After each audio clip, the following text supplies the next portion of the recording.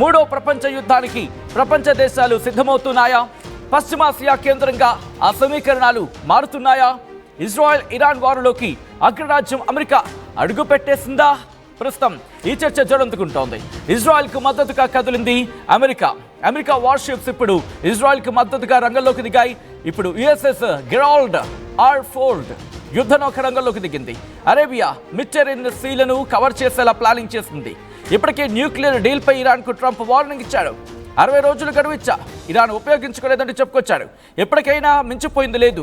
ఇప్పటికైనా డీల్కు ఓకే అంటే యుద్ధం ఆపేస్తా అంటున్నాడు ట్రంప్.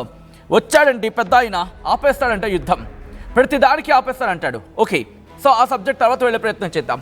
ఇక్కడ మీరు చూడొచ్చు, ఇప్పుడు ఈ యుఎస్ఎస్ థామస్ హడ్నర్ అదొక డెస్ట్రాయర్, దాంతోపాటు బలిస్టిక్ మిజైల్స్ కూడా ఉంటాయి.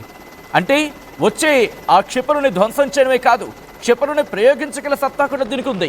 మీరు చూడొచ్చు America warships USS Gerald of fort అది ఇప్పటికీ అక్కడికి సిద్ధమైంది. మీరు చూడొచ్చు దాంట్లో ఫైటర్ జెట్స్ కూడా సిద్ధంగా ఉన్నాయి. అవసరమైతే యుద్ధంలో దిగేందుకు కూడా సిద్ధం కాబోతోంది. దాంట్లో ఏమున్నాయంటే ఇటు డెస్ట్రాయర్స్, అంటే అటు ప్రయోగించే మిజైల్స్ని వాటిని ధ్వంసం చేయడమే కాదు, గాల్లో పేల్చేయడమే కాదు, ఇవి కూడా తిరిగి దాడి చేయగలవు. ప్రస్తుతం మిడ్టెరేనియన్కి మధ్యధరా సముద్రానికి సంబంధించి ఆ పరిస్థితులు మీరు చూస్తున్నారు.